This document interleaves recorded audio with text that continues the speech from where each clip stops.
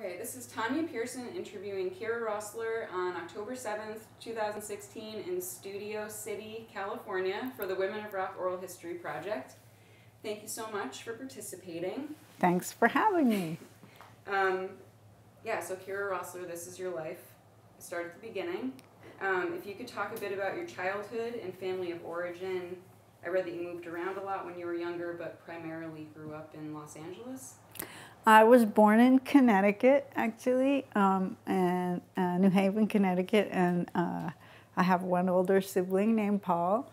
And the four of us, my parents and Paul and I, moved to the Caribbean when I was 8, an island called Curacao off the coast of Venezuela. We lived there till I was 11, so 3 years. And then we moved to Northern California for a couple of years. Parents divorced at 13, so 2 years in Northern California, and then we came to Los Angeles. So since I was 13 until now, at 55, I've pretty much lived here. For 1 year, I went back to New Haven to work after I graduated UCLA, went and worked at Yale University for a year in the computer department there. Mm-hmm. So big chunk of my life was Los Angeles. Why did you move to the Caribbean? My father actually was doing computers and stuff, and he just decided one day to get out of the rat race and wanted to be, scuba diving and get into underwater photography. So we moved to the Caribbean so that he could pursue sort of that dream, and he became a very well-known underwater photographer in that sort of small field. If you look up Carl Roessler, you will find him. He's a well-known underwater photographer and has traveled the world taking pictures and took scuba diving tours. We moved to Northern California because there was a company he became a partner in to take scuba diving tours all over the world. So that became his focus, and till I was, grown, where he was, I was. What was your relationship like with your parents and your brother? I know you played in bands with your brother and stuff. I don't want to get too far ahead of myself. But. Okay, yeah, so my relationship with them, it was definitely a sort of medium childhood. It wasn't bad, but there was bumps and, there was problems in their marriage, obviously, that eventually, broke it apart. My brother and I were relatively close. He was older, so I was always sort of trying to keep up with him and sort of the obnoxious younger sibling, trying to keep up and, whatever he got into, I wanted to get into. So he started playing piano when I was 9 and I was 6, and we took classical piano, and then when I was 11, I fell behind and I quit because I just couldn't stand that he was like better than me and he was ahead because he was 3 years older than me, and my mom was really upset because, she was like, it's okay, keep going, but I quit. And then, but I picked up the bass, and I finally realized that, gee, if I played a different instrument, we could play together instead of competing on the same instrument, because it would be inevitable. He would sit down at the piano, and that would be when I wanted to play. I'm just that kind of competitive little shit, That was me, and that was my relationship with Paul for a long time. It was sort of combative, competitive, but, but didn't want to let go and let him just have his life. I wanted to keep up, So I got into punk rock because he got into punk rock, like that. Okay, so there's this quote in Razor Cake, and you said, "I can't understand kind of dabbling in something. It's not in my nature. I don't know where it comes from, but it's true about everything: my work and my exercise, my friendships, my relationships. I just have a tendency to do it all the way and cut my losses if I can." So it sounds like you've been like that since you were a kid. Well, that was when I got my tattoo, the Black Flag bars, it meant something I thought I could live with the rest of my life, which is whatever you do it all the way. And they represented that to me. And it is, I struggle with the idea of, especially something like work, where you're going to spend all this time and then like not give it your all, that just like sort of what a waste of a life, you know, or whatever. Like I guess it's a lack of patience in some ways. It's like I don't want to spend time at something that I'm not going to excel at, and because of that, I've spent things I wasn't good at, like, you know, a lot. Like, you know, I tried to, you know, pick up tennis, you know, and then it was like, you know, this was just way too hard, and I wasn't good enough, and I couldn't beat my, you know, much bigger than me boyfriend, you know, so I'm out, you know. So, you know, stuff like that. It's always been, you know, sort of competitive to a fault, but, you know, which works for me when I'm good at something and I excel, and maybe doesn't work for me if I, you know, decide to quit something too early. I don't know. I don't think quitting piano was a bad thing. I've come to believe that it's a really good instrument to start on, like for a kid to start on, because it's like, you know, one button, one note, you know, it has a real logical approach, and that it's great to then move to another instrument from there. So I don't think there was a problem with that course. Did you come from a particularly like musical household? Were your No. parents into music? No, neither of my parents played. My father listened to exclusively classical music, so perhaps the starting classical piano was related to that, or that was just what they got me into when we said we wanted to play. But no, there wasn't a lot of music around. And what kind of student were you in school? Not quite high school yet, but I mean like little Right. Roessler. Little Kira Roessler. Well, I was always a tomboy, okay. So that was an important part of my personality. Very young, like I demanded. I remember this is really vivid. I had these really cool outfits that were like had little shorts under the skirts. We had to wear skirts, but it had little shorts under them, you know, so at recess I could take off the little skirt and I could have little shorts and play and stuff. So it's just really, and I got a Twiggy haircut, and back in those days, Twiggy, right, was crazy. She had this really, really kind of punk rock short hair, and that was really wild for a woman to do. And my mom let me have that really, really short haircut, and that was like, we're talking 67, you know, I'm 6 years old, and I'm rocking the Twiggy haircut. So I was really kind of edgy and tomboy as a personality, but I could have a short. A good student and bright enough, and one of the things that's kind of was a sign of my student life all the way through was that, you know, I like to be left alone, and the best way to be left alone is to do well, because then they won't pay attention to anything that's weird about you or that you do wrong if you just get good grades. So even by junior high, when I was acting out a little bit, I got good grades, so they didn't care. Whereas my friend who, you know, acted out got in big trouble because she didn't do well, you know, stuff like that. So I figured out pretty early to just, you know, do well, and then a lot will be forgiven. You know, play by the rules, or appear to play by the rules, and then you can do whatever you want. What was the acting out in junior high? Well, like cutting class. I mean, we like a perfect example. She and I cut class, like probably one of the few times I ever cut class. We got caught with like our, you know, bikinis showing under our shirts at the bus stop, you know, by our junior high, and she got detention, and I didn't get in trouble at all because I was a, you know, A student, and they just shoved me back in class and said, "Now, Kira, don't do that." And they called her mom, and she got in all sorts of trouble because this was just one of many problems she had, and she was not a good student. This was. How old were you when you started playing bass? Was that like right after you gave up piano? 14. No, there were a few years in between students. So from 11 to 14, I was not a musician. Yeah. What were you doing instead? Being a bratty kid. I was really into, when we first moved back to, because that would have been about the time we moved back from the islands to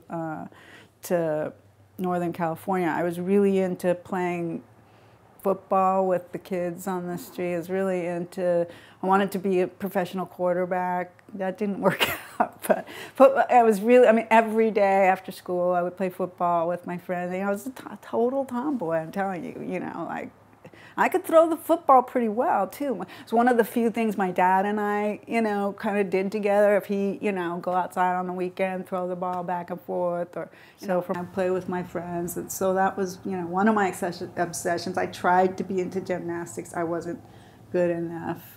I wasn't limber enough for that, you know. Yeah. So, but, so I was playing a lot of football. That's the only thing I could think of being really obsessed with in, you know, that time, like sixth grade, around there, 6th grade, 7th grade, yeah. And which parent did you go to? You know, my mom and Paul and I moved to LA because my aunt, her sister lived here. Oh, okay. So we moved to the west side of Los Angeles. Then when I was 13, and when they split up. And then about a year later, I picked up the bass. And was that your brother's influence too? Because wasn't he already, he was playing in He was in a prog rock band, yeah, he was in a prog rock band, and they lost their bass player, and I decided, well, you know, I can do that, you know, and it was like completely complicated music, right? And I never played bass, and I'm like, oh, I'll be able to do that, right? So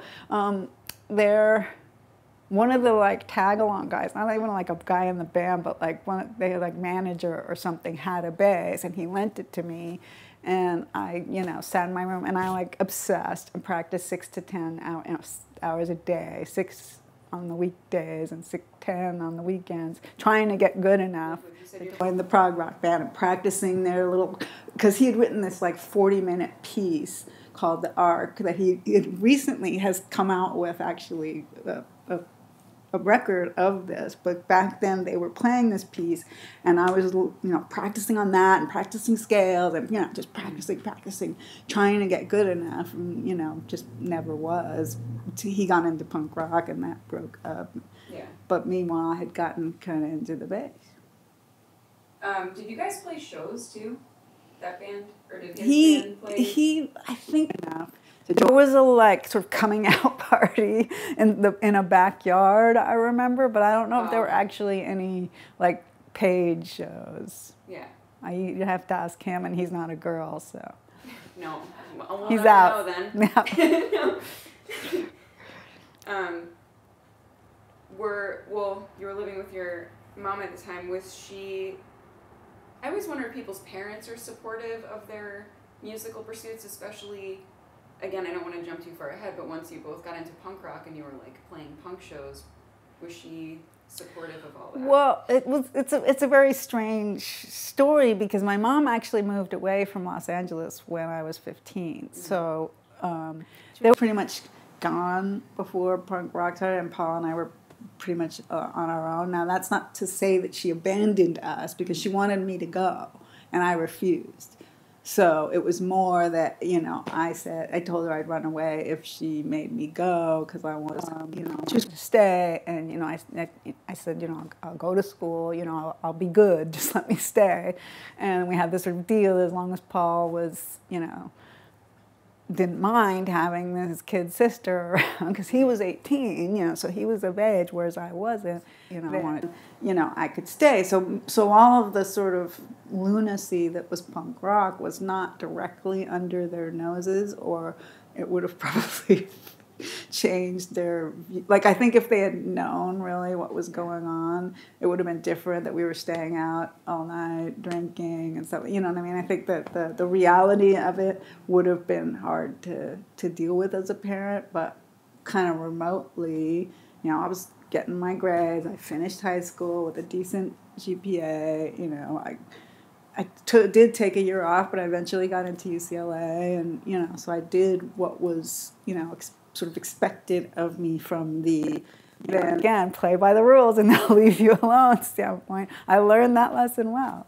Well, I mean, did you have like goals and expectations for it? Because you seem very, just reading about you, like self-motivated, a perfectionist. I mean, but part of that was, well, part of the self-motivated was that, you know, that if I didn't, she was going to make me go to bumfuck Florida. Oh. You know, so that ingrained me, the, you know, sort of self-motivated was that I couldn't afford to screw up because there was consequences to that, you know. So yeah, I mean, obviously there's some built-in self-motivated, and that is kind of how I was raised, you know.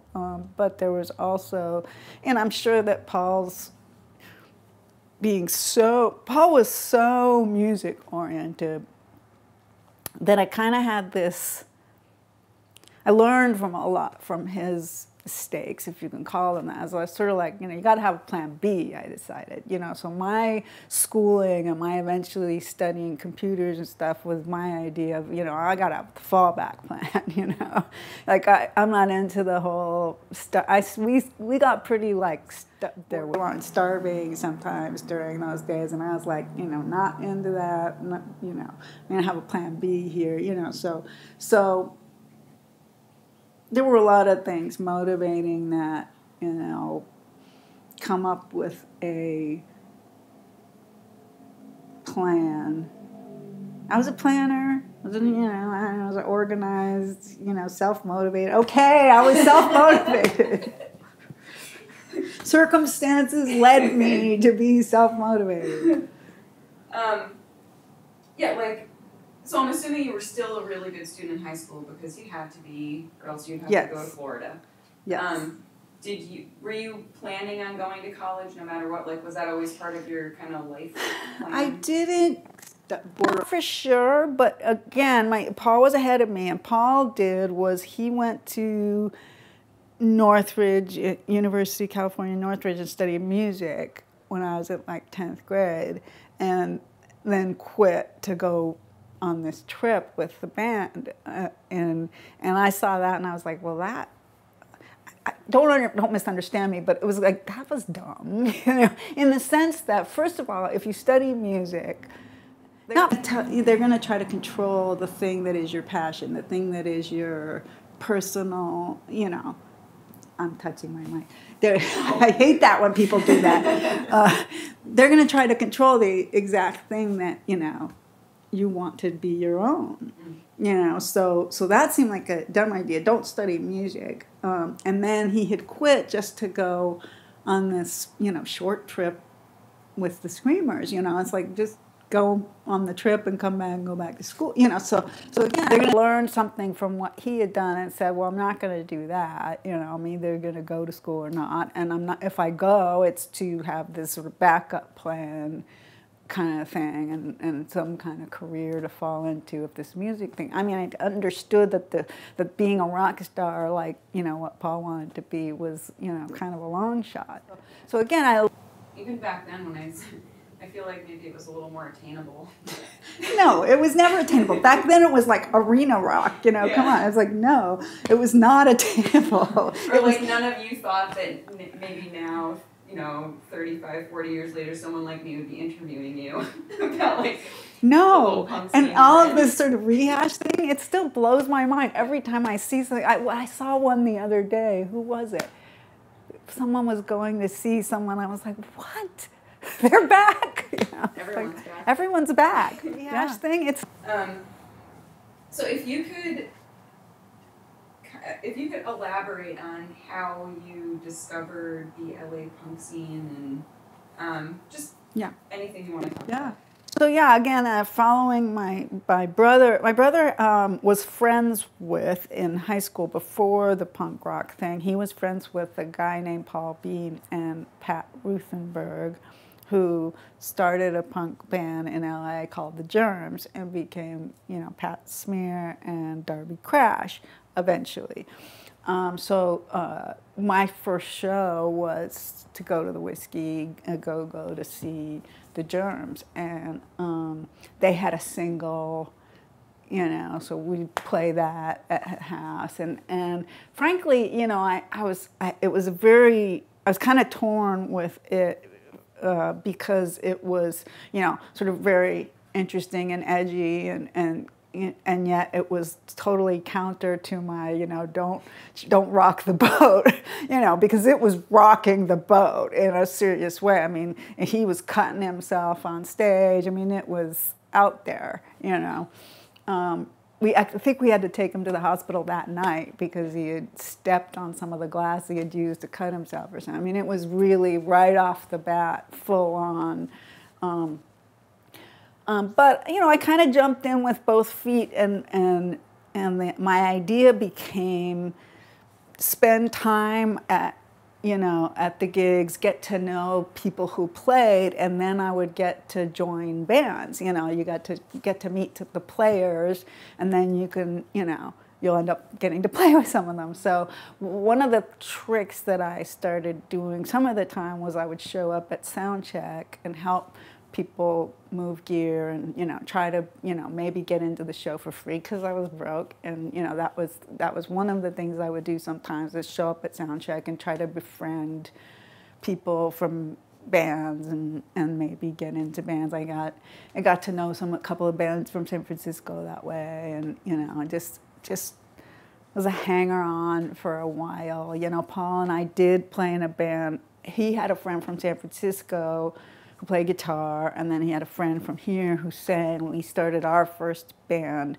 called Wax, W-A-X-X. Cool. Yes, and I was Candy Cane, and Paul was the drummer because keyboards were not punk, we thought.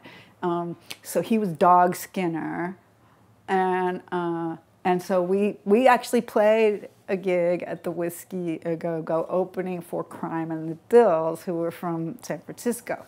So you know, we played some gigs and we had that thing going, and then he joined the Screamers, who were a keyboard band, and so he was able to hook up with a band and do what, you know, he was, you know, kind of meant to do. You know, it was sort of a good fit for him. And then Glenn and I, the guitar player from Wax, had another band called The Visitors, and we did some gigs, and we had a singer who had been in like Devo's video. Like, that was his claim to fame, is that he had been a guy called Spaz Attack, and he spazzed out in Devo's video, right? And so we did some shows, but, you know, it was like hard to get gigs. Even, you know, we were low level even in this very tiny little scene. There were some big bands who could fill up the Whiskey, and then there was kind of everybody else. And I started, there was a club called The Mask, which was in the basement of the Pussycat Theater, and they also had practice spaces. And during the day, they would have people practice and stuff. And so I made a deal with the guy who ran The Mask to come after school and, you know, sort of hang out there so he could get away, because he was having to always be there. So his deal was he would give me lunch because I was starving, remember? And he would give me free practice space. In return for, I would sort of manage the space and keep an eye on things and let bands in and out and collect funds and stuff. So I was his little, you know, practice pad girl, you know, for a while. And we had this deal going for a little while. So that was, you know, so I was sort of trying to find ways to be a part of the scene, to get to go to shows, to get to meet other players. You know, played, like I said, with this guy. Then we played in another band called The Monsters. We never played a gig because the drummer insisted that we headline the Whiskey, our first gig, which of course we couldn't do because he had been in a band called The Weirdos who would headline the Whiskey. So, you know, and then I got thrown out of that band because of that guy, because I think it was because I didn't dress cool enough. That was one of my questions, because you're quoted a lot as saying that you were kicked out of like every band that you were I've ever been in that wasn't my own. It's true. It's true. Paul kicked me out of Twisted Roots 3 times.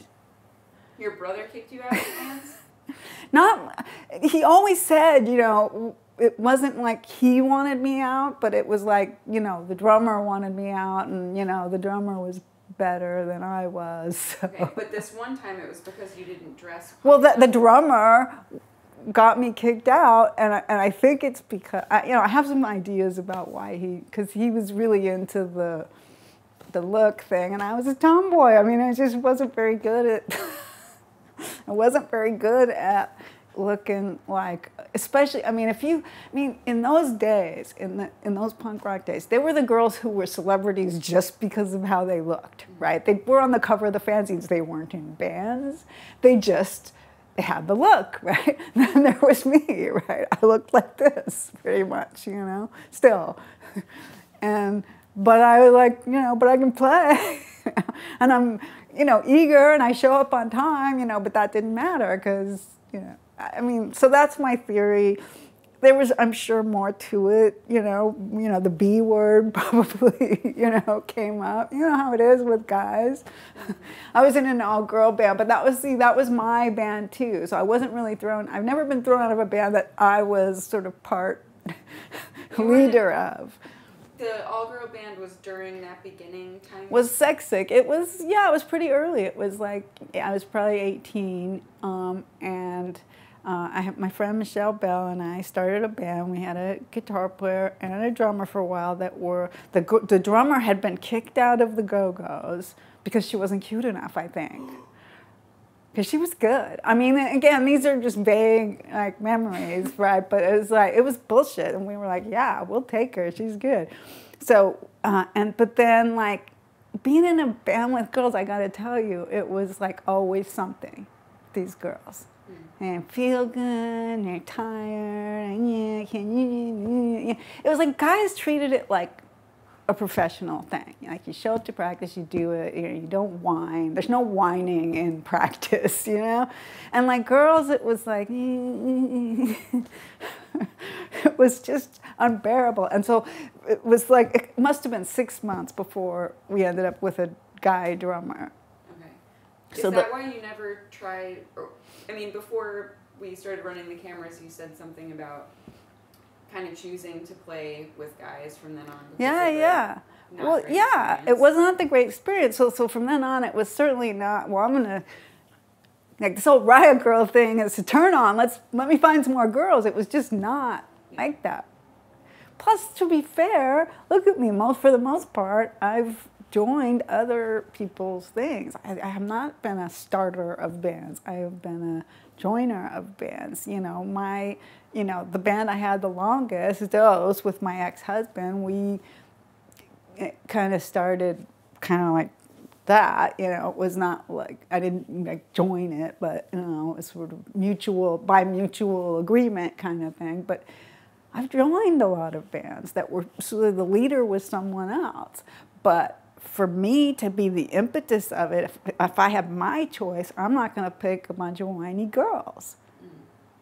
That's just been my experience. I'm sure there are girls, that's not to say that there aren't girls out there who aren't whiny, but how do you test them? What kind of interview do you give to find the not whiny girls? It's okay, come over here. I'm going to take a razor blade and just try to shut up. I don't know. See how long they could take that? Can you take a little pain? Can you take a little pain? Can you take some cramps,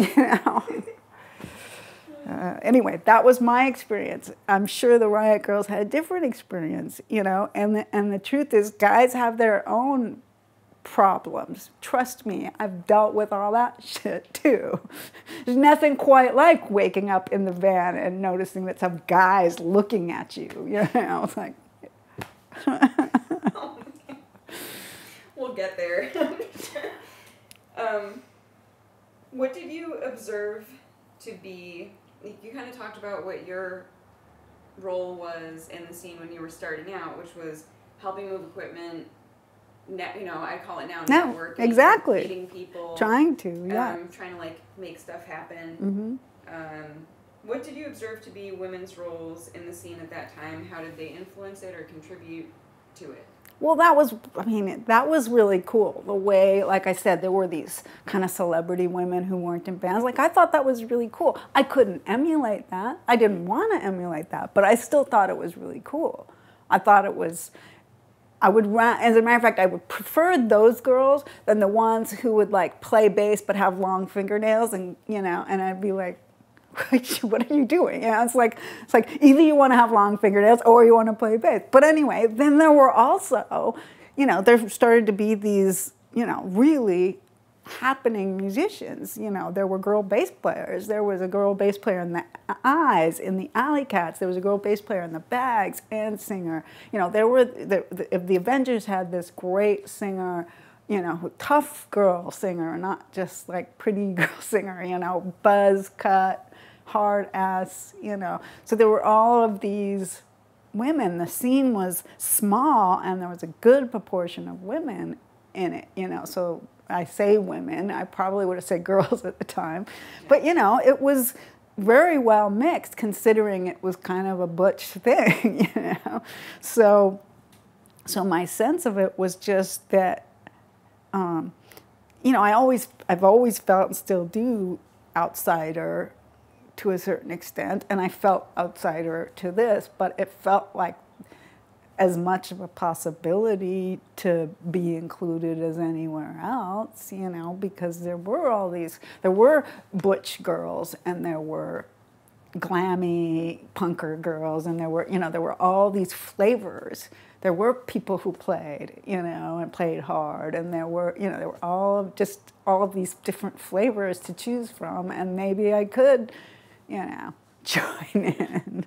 I could be a part of that. I'm going to ask you a totally random question before I move on to the next segment, because, and I don't feel like I'm calling you out, because Alice Bagg interviewed you. I read this on her website. Okay. Go for it. So I was like, what?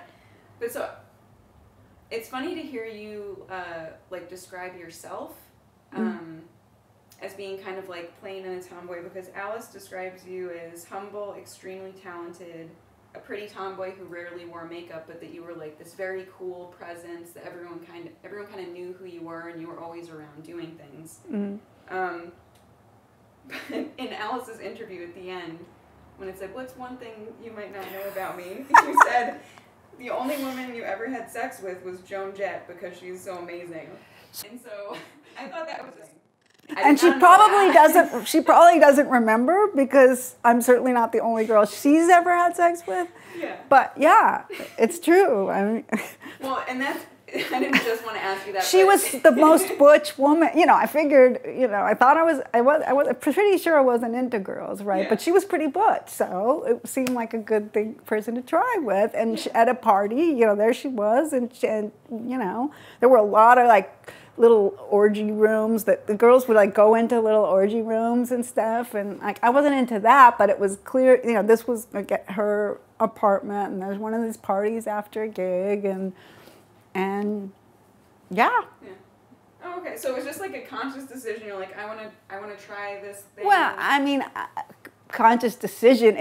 I think what happened, and my memory's not great, I think she probably kind of hit on me, and rather than doing what I would normally have done with a woman or a girl, just like not really into that, I was like, well, I should try this, you know, because my experiences with men in the sex department hadn't been so wonderful that I was like, you know, all these other girls seem to like doing that. You know, maybe I should. I felt like it was important to, you know, try things before you know, it helped me to know that really wasn't my thing. You know, I think it's important to try before you rule something out. And was that like kind of part of, Alice talked a lot about the kind of queerness that was like inherent in the punk scene too, so it wasn't necessarily a big deal to do stuff like that or to experiment. Everyone was sort of like sexually fluid, and was that? Well, I don't know, obviously. Yeah. I didn't get the sense so much that the guys were that sexually fluid. They were promiscuous. There was a lot of promiscuousness, but it seemed like the little orgy rooms were always the girls. And it seemed like that was commonplace to see some girls making out. I didn't see a lot of guys making out. You knew there were definitely some homosexual men, but I didn't think of them as necessarily bi. I didn't see a lot of the fluidity. Now she lived in the Canterbury, which was where a lot of stuff was, where a lot of the punkers were living. I was not living there. It's funny that she says I didn't wear makeup. She used to go out with Nikki, who's the one who threw me out for not dressing up enough. He threw you out for not being punk. Nikki Beat threw you out? So he was the drummer in the Monsters. So, and Alice, of course, was always perfectly, made up and perfect for him and everything. So I was like, in some ways, the polar opposite of her. We both respected each other a lot, but I was just not at all, put together, and she was like totally put together. Yeah. So I stood out like a sore thumb compared to her, and and people like her. Yeah. Okay, so you got me to say it again. Okay, I say the Joan Jett thing on tape. Well, I read that, and I was just like, wait, what? Never heard that. Yeah, it's true. It was just at the very end of the interview. It was the last thing. The embarrassing thing is I wonder if, the worst thing I think of is, God, was she just like, at some point see this and go, who the hell is that? And that never happened, because although, we did encounter each other a few times, we were not close friends. She was actually closer friends with the singer that had been in the band with me, and she came around to practice a couple times, but she probably wouldn't, it's one of those things where I remember, but. Okay, and then, there's just like a lot of gaps that I hope you can fill in. Yes. Information that I don't have. I'll try. Well, before I ask about how you joined Black Flag, I know you're playing in DC3, and you got asked to join them, but did you think about pursuing music as kind of like a career goal in that gap year after high school? Yeah. Yeah, that was the idea, was to figure out whether, there was something, and there was enough here to not have to pursue the plan B. It was like, okay, now that I've finished high school, because my mom had made this arrangement with the child support where as long as we were in school plus a year, he would send child support. So I wouldn't have to get a full-time job. But once that year was up, I was going to have to either get a full-time job or be able to support myself, or I have to go back to school. So there was a clearly defined thing there, and I just found it wasn't that I wasn't playing every day. I was playing and I was doing stuff, and it just wasn't enough. I wasn't mentally stimulated enough, and I actually just decided that I needed more than that, than playing in bands. Like there was not enough. And maybe if I had been a more in tune with my songwriting self, which came much later, that would have filled in that blank. But just playing in bands wasn't, fulfilling enough. So I decided to go to school. But it definitely was kind of an investigation into music as a life. Had you developed a reputation as being a really good bass player? Not that I know of.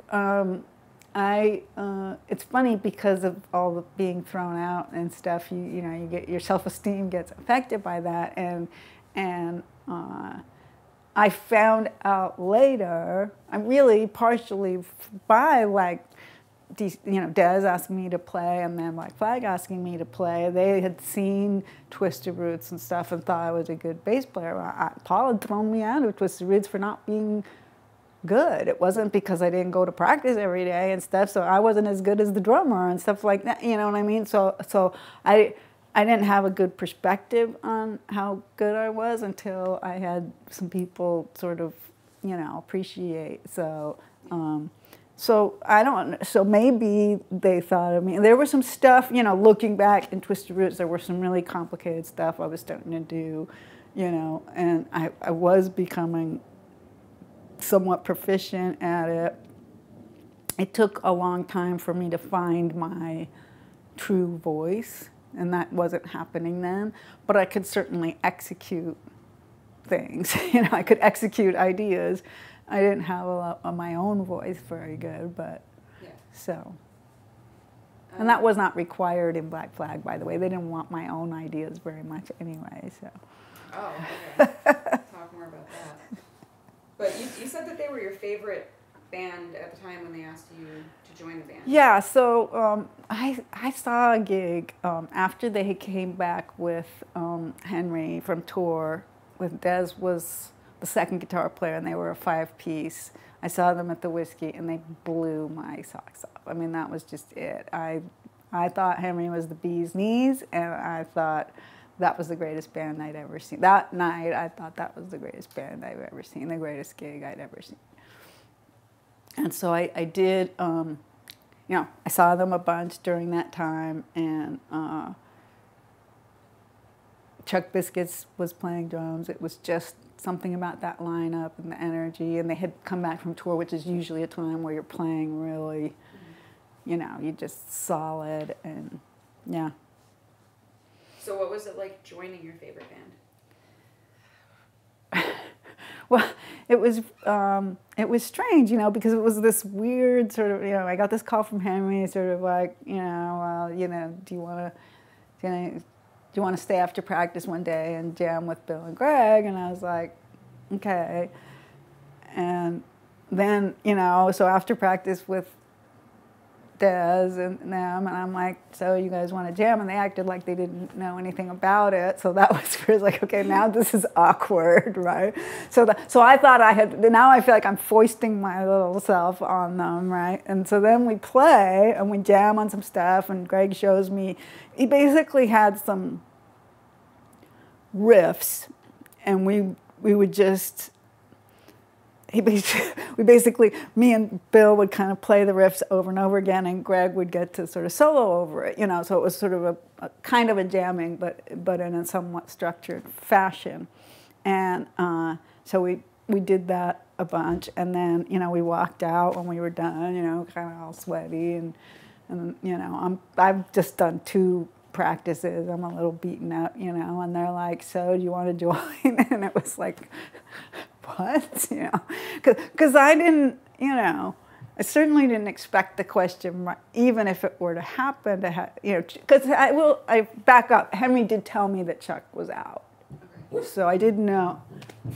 Nope. Get back. Jim, get on place. Nope. No. Jim, get on place. All right, so all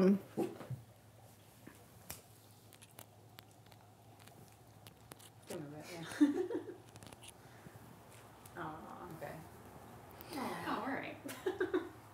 So he did tell me that Chuck was out, and but they asked me right at the time, which was a little strange to me. It was a little awkward. I didn't really, you know, I kind of knew what I was getting into. I knew a lot about them touring and this. I knew the kind of rigorous lifestyle they were living and stuff like that. But at the same time, you know, I was now 3 years into my 4-year UCLA experience. I didn't realize you were that. Yeah.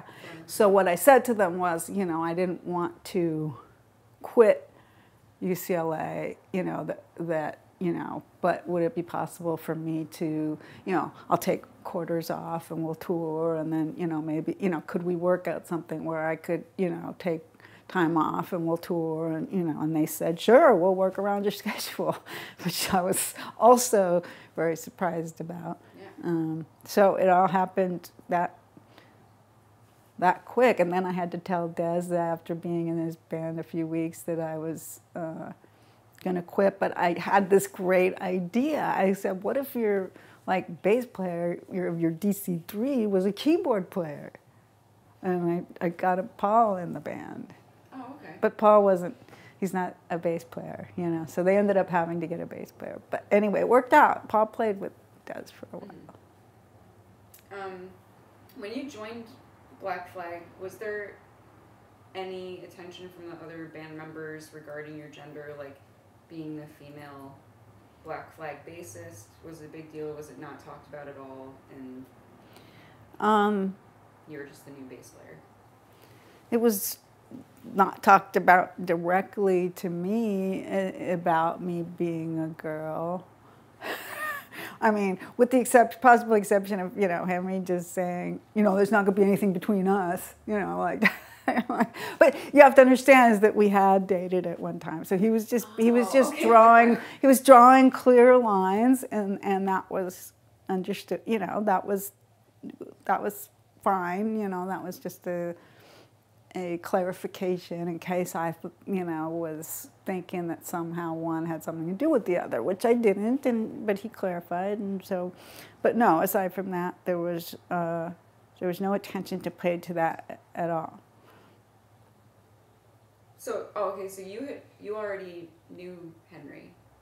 Yeah, Henry and I dated during the time I was talking about of the 5-piece with Chuck Biscuits in the band when they were my favorite band, coincidentally.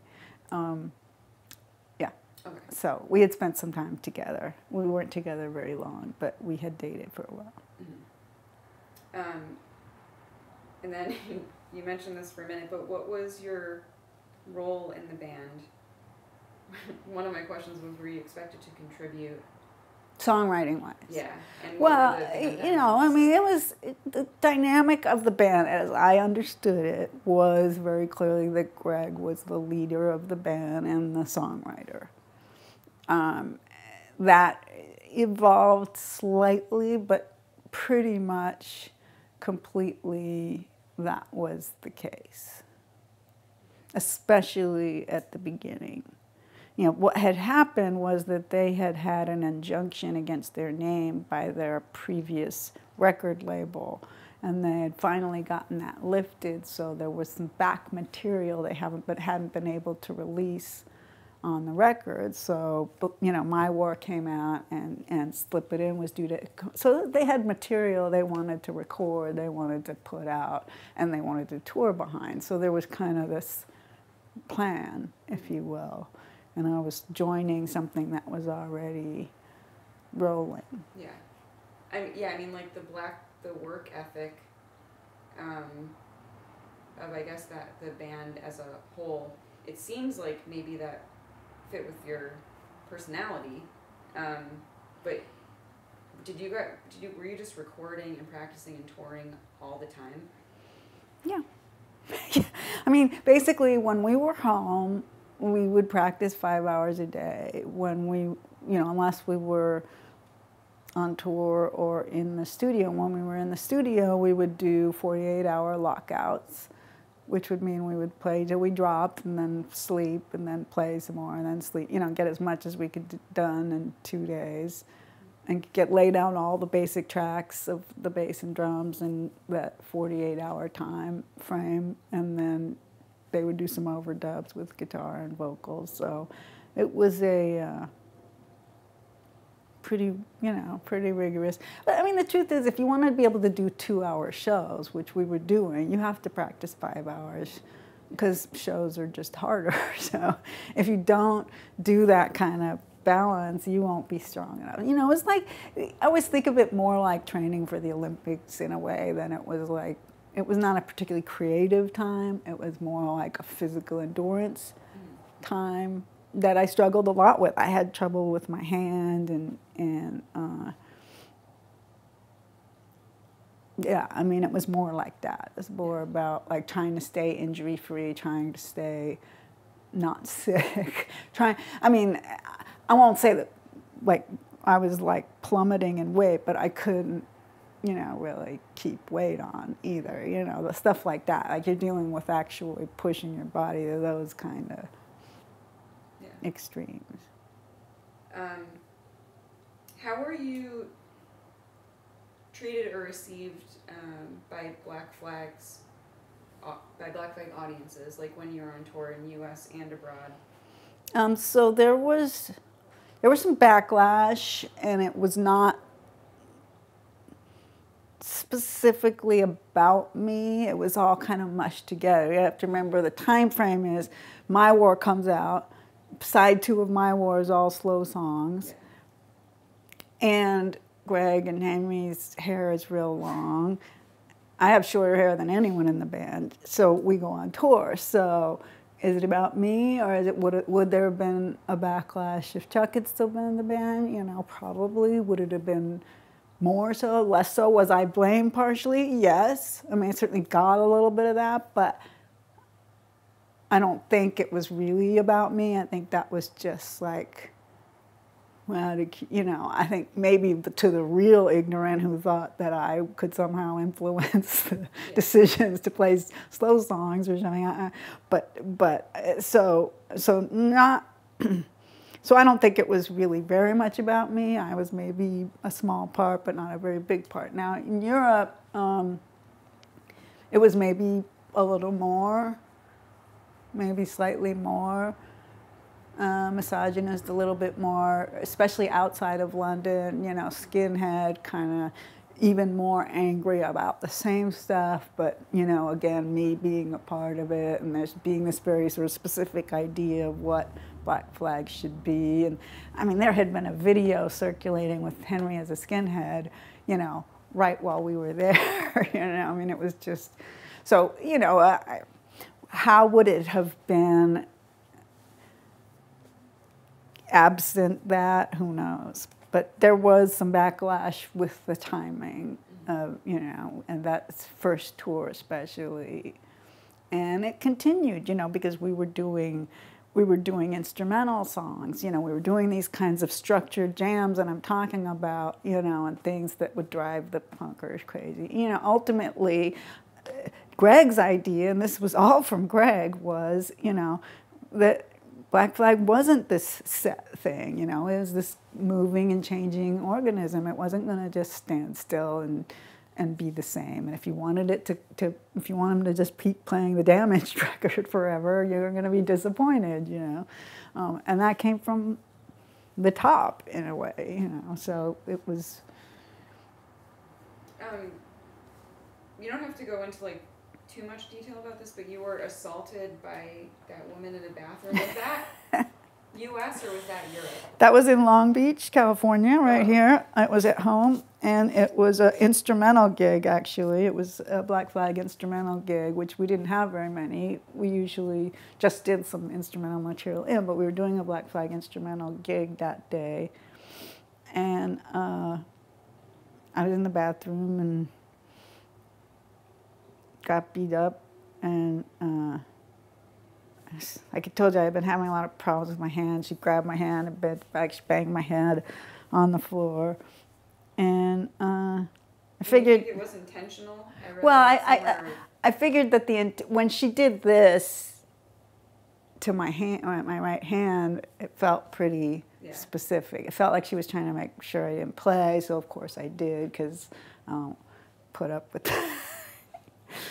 And it came out in the end that it had been an inside job, which I kind of put together. There, I could even kind of remember the signal that this woman was signaled by this person, and yeah. So yeah, it was an inside job. And it's my sweetie. Hi, Tim. I know we've got company when I hear that too. So yeah, it was an inside job, and I was pretty sore the next day, like the muscles in the back of my neck from resisting getting my head slammed on the bathroom floor. You can just move well, I mean, you can move it closer to you if they can both. Yeah. Stressing them out. Well, do you think that you were tougher than you need, like, playing after that happened to you? You played the show, didn't you? Yes. You bent your hand back, okay. Yeah. Do you think that you were tougher than you needed to be because you were trying to prove yourself, because you were in Black Flag? Well, I like we talked about, was I already a little bit that way? Kind of. You know, I was already kind of the kind of person who would go all the way and wouldn't be sidestepped by someone trying to stop me. You know, maybe. But yeah, I mean, from the very beginning, I was, you know, the first week I was playing one of the slow songs in my war, and I felt something pop in my hand while we were practicing, and I put my bass down. I said, excuse me, I have to go to the hospital. And I went to UCLA, and they put it in a thing and said, don't play for 6 weeks. So do you think I didn't play for 6 weeks? I was a girl. I had just joined Black Flag, right? So there's always that part of me who didn't want to let weakness, you know, because I was a girl. So I think that's natural, though. I mean, I think that, you know, like just like a short guy might compensate and want to, you know, not be perceived as being weak. It's the same thing. You feel like you already kind of have this strike against you, and you better not let on. And I want to go back to this question because you mentioned waking up with a guy staring at you on tour. Mm-hmm. What was touring like? Well, I mean, for the most part, it was fine. I just sometimes. We did a couple of tours. The big tours were fine because we would generally do is we would have, you know, just us and our road crew in the van. We had a big rider truck with all the equipment, and the other band we were traveling with would be their own band. But just on a couple of small tours to be, you know, expedient, we might have, you know, we did this one like tour during the LA Olympics where we were like, you know, UCLA was shutting down, so Kira's off school. So what we'll do is, Kira, you know, we'll drive out and Kira will fly out. And we'll just be like sardined, 12 of us in a van with a little, you know, like a U-Haul trailer thing we'll pull behind, and we'll do the East Coast. So in a situation like that, where there's literally 5 on the top shelf, 5 on the bottom shelf, and 2 in front, 12 people, yeah, you know, it's kind of close quarters. And, you know, there was just one particular young man who, it turned out, had a thing, you know, and I didn't really know it at first. I just, you know, woke up and he was kind of looking at me, and I was like, really, you know, really, we're in this stinky van, really, you know, but that's all. But I mean, for the most part, it wasn't like... No, it was not. For the most part, it was very professional, and there were perceived, it was weird that way, I think. There were perceived things. Like I would hear these rumors about how I was sleeping with the towns, and I would hear like rumors about things, you know. It's just that way, you know. And I think that was kind of girl related. It's like it wasn't no big deal if the guy's sleeping with groupies every night, right? But somehow, and I wasn't, but you know, there I was being, you know, accused of that, you know, because I would, you know, the best place to be, you know, when they're all crashing on the floor at somebody's pad is in the van, so I would want to stay in the van because it'd have a little privacy. So there was a lot of talk and rumors, and it got worse down the road, you know, it got worse as it went on. There was more sort of gossip and stuff like that. I mean, did it really bother you at the time? And now that you... Well, I mean, it not till the end when you, I mean, I heard stuff that was really, you know, I mean, I knew I was being thrown out before I got home from tour. In 1985, for example, that's kind of sucks. You know, I was about to finish my last quarter of school, so I was like, I was telling them how I could now dedicate more time to some of the stuff that I had been, you know, helping out with, you know, while they're planning the next tour during my final quarter, you know. So, I mean, there were some things, you know, and there were people I would talk to back home that would say, well, I heard this, you know, so, yeah, I mean, some of that stuff hurt, but who knows if it would have been anyway. I do think that there's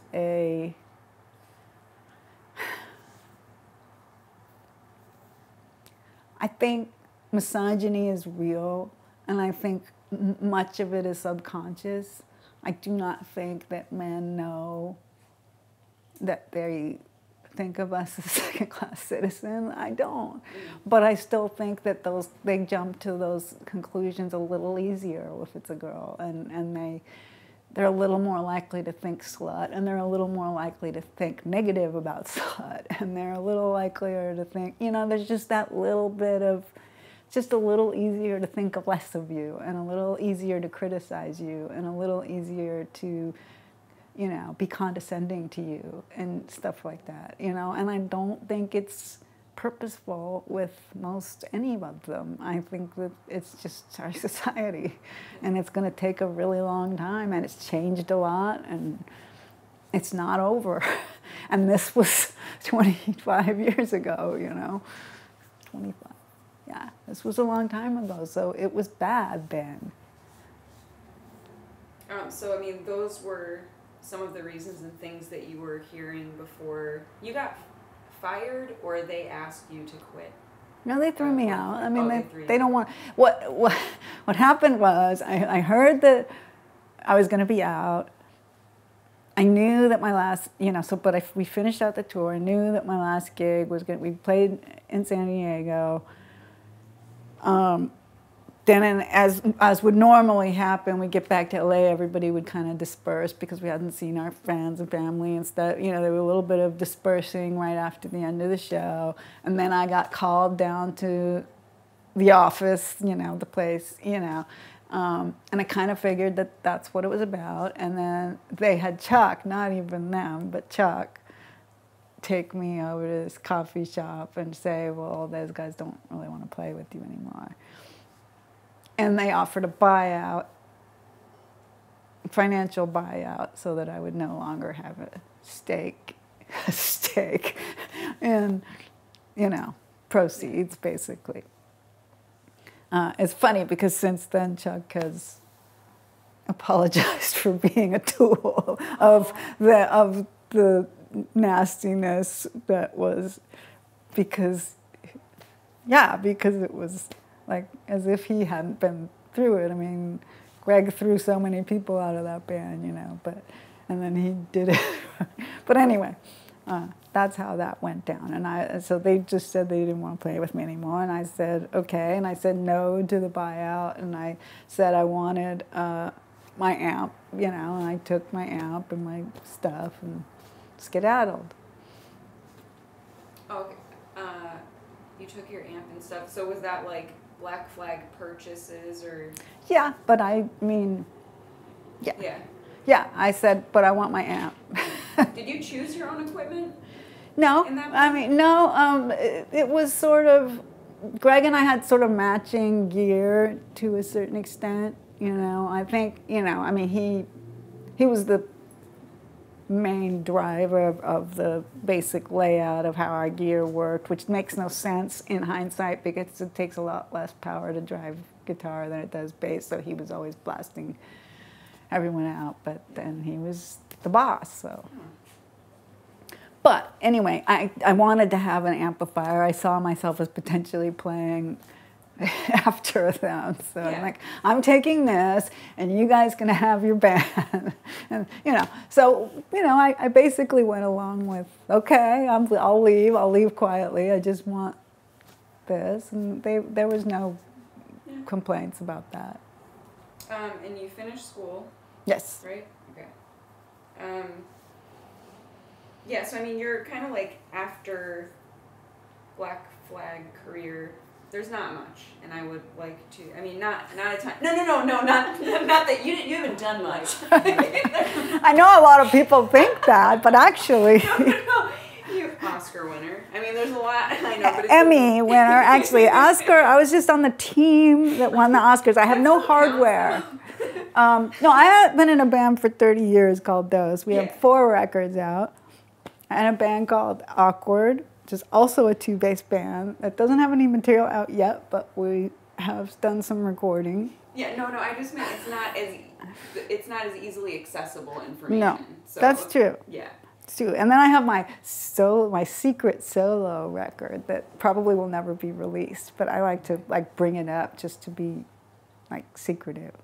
Well, I did want to know how you befriended Mike while you were in Black Flag?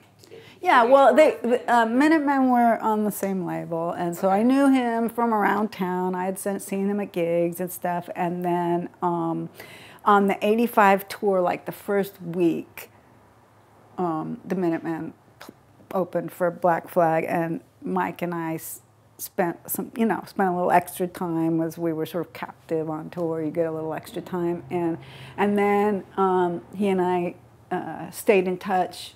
He asked me to write some lyrics, which I ended up writing for some stuff for Three-Way Tie for Last, which was their last record, and then he flew out to Minneapolis to see a show during that tour, and then when the show was ended, we started dating. Yeah.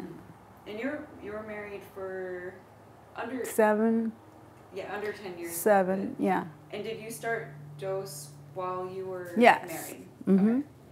Before, really. I mean, when D. Boone died, I started jamming with him because I was afraid he might quit bass, and we just started. I used to do, when I was living in Connecticut, right after Black Flag died, I finished school and I didn't know what to do with myself, so I took a job at Yale University, and I was doing these bedtime stories for my nephews who were very young, and I would do 2 intertwining bass lines, and I would record these and give them to my nephews so they wouldn't forget my voice, and so they'd remember me. So when D. Boone died, he and I would do some of these bass lines I had written, and we started doing some jamming. We started doing these 2 bass things together. So that was really the start of it, was just sort of playing in his room and trying to create a little pod of safety to play some music while he was going through this. Hey, get out of there. He thought your coffee drink looked good. I don't know what would happen to you if you drank a latte. He doesn't need, Hank needs no latte. And I am wondering, just how did you maintain was it hard to maintain a friendship and a working relationship when that marriage dissolved? Because Dose, like you said, still exists. There was a very difficult transition period where, there was a lot of pain still from it breaking up, and there was a desire on one party's part to have it back together, and so there was a lot of pain involved, and yet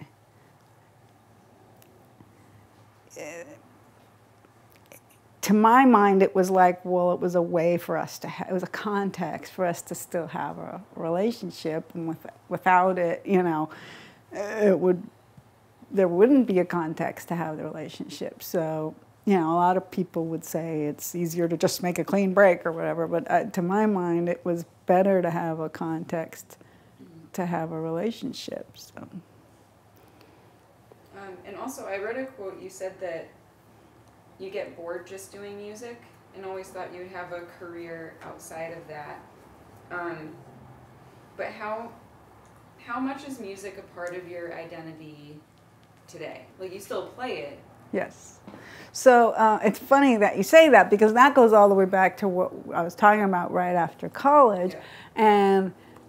And it turns out, I can now say, both are true. Okay. My life is completely not complete without music, and my life is completely not complete with only music.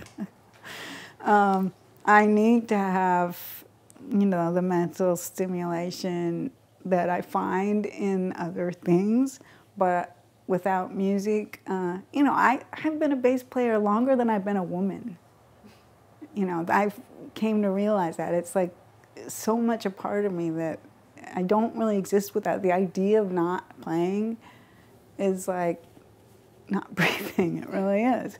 So it came down to figuring out ways to have music in my life with a, you know, a sort of ambitious career, which takes up a great amount of my time and energy. And I've come up with some interesting ways of accommodating that. I'm extremely good at making use of 20 or 30 minutes at 6 in the morning, if that's all I have. I have a virtual band where we put together songs with a guy in Ohio who was the same one in The Visitors and the Monsters from, you know, we got back in touch 30 years later, and so we have a band and we put together songs, and with my brother, and he and I do stuff, and Paul and I are working on the secret solo record that will probably never be released, but it's been a great, because the truth is that releasing it to the world isn't what's important to me. It's making the music, you know, and he always isn't trying to encourage me to, like, you know, tie a bow around it and put it somewhere, and I'm like, well, why? You know, to me, it's the making of the music. So I have found a way to keep it in my life without it hurting me. And I can't let it go, but I can't do only that. And frankly, it's not like anybody's been beating down my door asking me to be a rock star and join their rock star band. So I have my friend insisted when I talked to you, she has a super group. Oh yeah? She needs a bass player? And she's going to be, no, it's not her. She wants to set it up. She is dying for you to play. And I was like, I'll ask her. I texted her today. How much money is involved? No, just kidding. I mean, probably $0. Yeah, right. That's exactly what. There's still no money in it. Yeah, exactly. That's, well, and that's, like I said, the starving artist thing was never really very appealing. And so, you know, I've kind of known, I'm really proud of my brother being able to find a way to make a living at music. And so I'm thrilled for him. And for me, it's just, the challenge is to, like I said, to keep it going. I mean, occasionally, the work I do, what's wonderful about the work I do, I'm a sound editor on movies and stuff, is that sometimes projects end, and occasionally I get a little time, and then I can do a little more music and a little more exercising and spend a little more time with my dogs and stuff. And then I go back to being swallowed up by work, you know? So you've been a sound editor for a 15. I was in computer science before that for 12. But that was sort of working in the corporate world, and this fits my personality a little better. Yeah. A little more creative people I work with and stuff. Don't have to dress up quite as much. Yeah. And then just some general questions in closing. How do you feel about your role in your contribution to rock history? I know you're humble. I don't feel like I have any role in rock history. Really, I mean, especially when it comes to women's rock history, when I think of women in rock history, I just feel like what I think of is the women who picked up the, you know, flag and walked in front, and I have trouble seeing myself that way. I just kind of joined in, you know. Those gals were up at the front with the flags, and I just joined the parade, you know. So I feel like it's like being a bass player. It's kind of like you're more of a tugboat, you know, than a ball hog. It's a Mike Watt-ism, right? You're either a ball hog or you're a tugboat, you know. Yeah. But, you know, the bass player is not the lead guitar player, you know, or the singer. It's the bass player, you know, like you're the glue that, you're a very important role, but you're not the one that anybody's going to think of or be at the top of anybody's mind. the shaping of the thing, because it's kind of like almost the sound you're not making with the bass guitar that makes it interesting. So I'm okay with that. Okay. Well, I'm not gonna. I disagree. Okay, that's fine. That's fine. And then also, what are your thoughts on the visibility of women in rock history in general? Is there a gender discrepancy? Is gender not really an issue? Has it changed for the better or worse?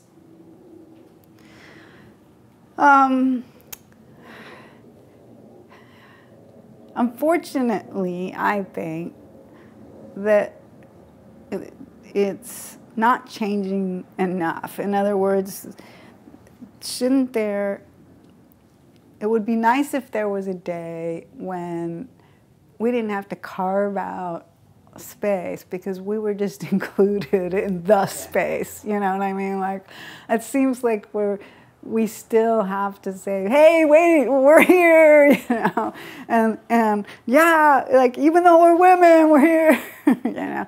It's like, we shouldn't have to carve out the space. We should just be included, you know, and so I guess I have a resistance to even doing the carving. I admire the people that do, but I don't, because maybe I resent having to, but it's like, so the progress I'd like to see is just that, for it to be a non-issue. What I see, like I said, during the punk rock movement, which were, you know, women were actually, I think, more on a pedestal in that small microcosm than I have ever seen since or before.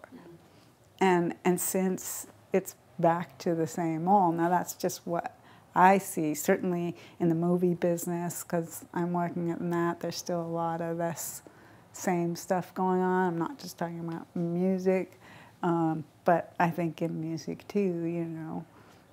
It's like, I don't know a lot about the new bands coming up, but, you know, I haven't heard about that many. There's a few, you know, you hear about the occasional, you know, great female bass player or whatever, but it's usually one of my least favorite things, which is, oh yeah, she's so great, and you listen to her and she just can play a whole bunch of notes. You know? It's like, you know, it's like, wow, yeah, she's great. You know, I'm not impressed. I never was by that. You know, again, what I'd like to see is she's really great and she plays like the guy in ZZ Top. You know, because she's perfect for that band. She plays like Bill Wyman because he's perfect for that band, you know.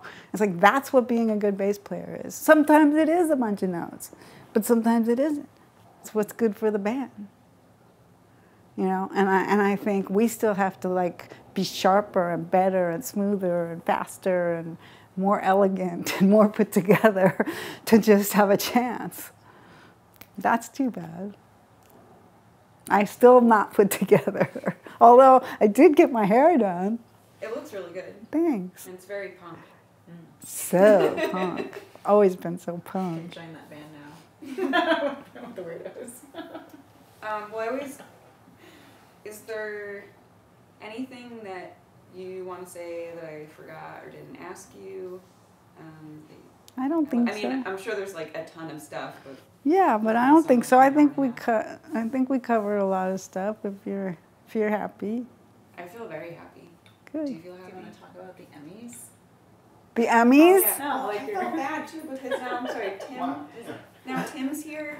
Tim's. So then I get a little like, oh god. I mean, I want to talk about your Emmys. We can talk about the Emmys.